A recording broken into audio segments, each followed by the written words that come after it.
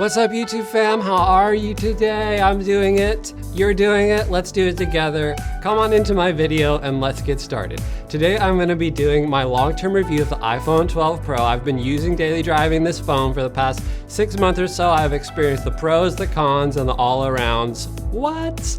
And so I'm gonna be telling you,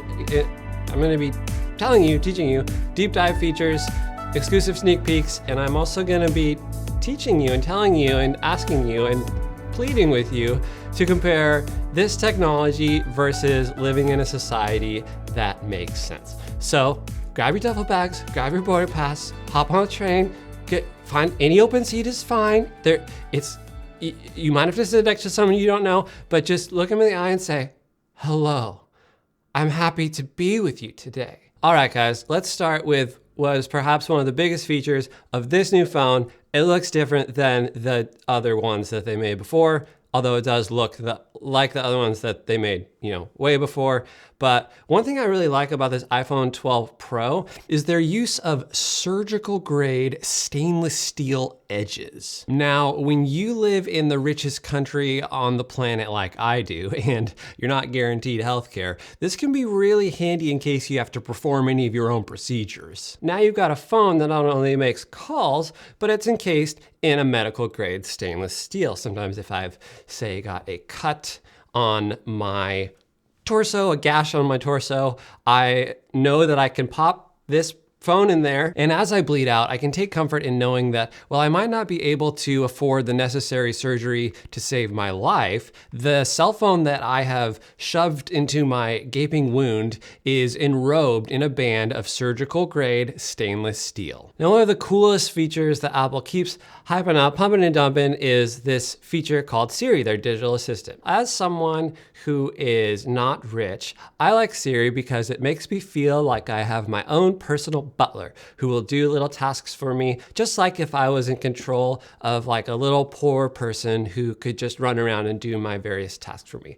The only bummer about Siri is that it can't do anything useful, but for sort of like menial tasks, for pointless tasks, for things that you don't want to do with it, it can do those really well. So I was just gonna run a few tests for you guys and see what happens. So this first one's sort of my usefulness test. Hey Siri, find affordable healthcare. I'm not sure I understand. What about a question that a rich person might ask?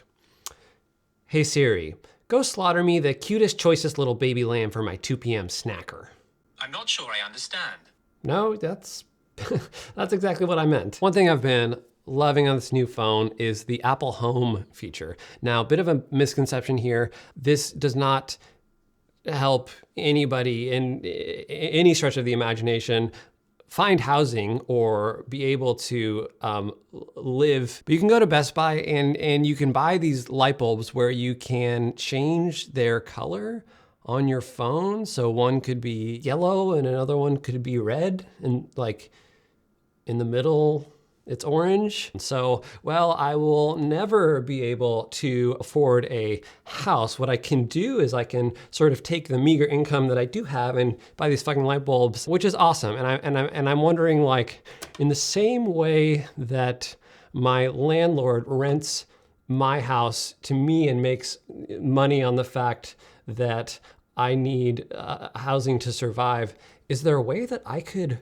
rent this light to people even poorer than me and make a profit on the fact that we need light to survive? Now, if you're anything like me, you spend pretty much your entire life working to pay for your basic necessities, and you have this meager amount of money left, and obviously, society gives you nothing constructive to do with that money. There's no way to sort of like make a difference with it, so you just end up buying different shit. And I am happy to announce that this phone makes that easier than ever. You've got Apple Pay on this phone. I don't know if you've ever been in a situation where you're standing on like a sewer grate and you're fumbling around with your cards and you're like, oh, cards, all my cards dropped into the sewer and they're funneled down this river of shit. You're like, oh, do I gotta like dive down there and get them? No, you don't have to do that anymore. You still have your cards on your phone. You go into the store, you're like, ma'am, I'd like 100 cookies, please.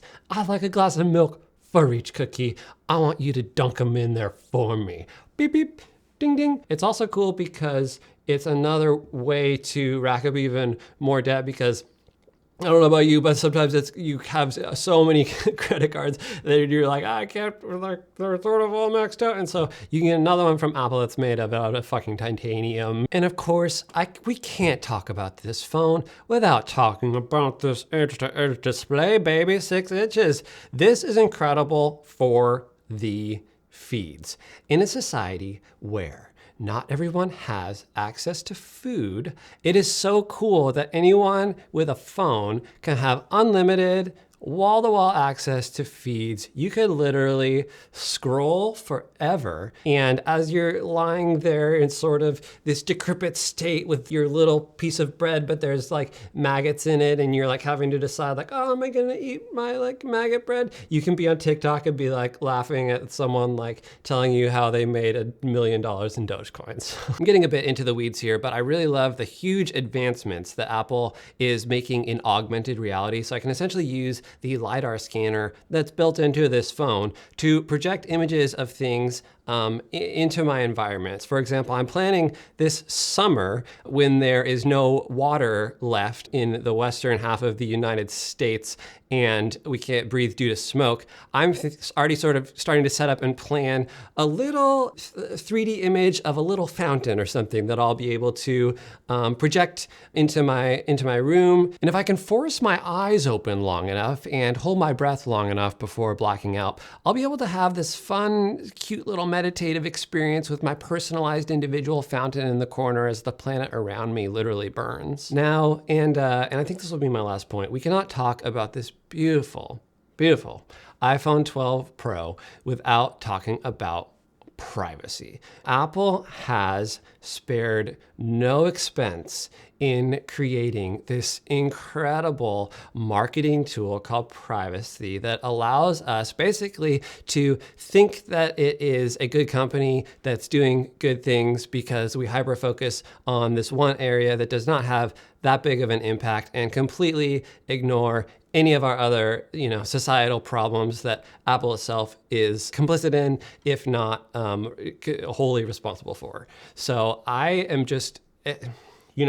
what it is for me is that I know that I can pick up my phone, I can start browsing my feeds, I can sort of close in and tune out the world around me, and I can begin to see myself as a sort of atomized private individual with no connection or responsibility to anybody else around me. And the danger of losing this red herring of privacy is that there's a little more space for us to sort of question these big companies that are sort of assumed to be good. And we might start to see ourselves as dependent on each other. Maybe we would start asking things like, oh, I wonder what life is like for the guy in China who's screwing in this little screw from the day he's born until the day he dies. Or I wonder if, part of my identity is tied up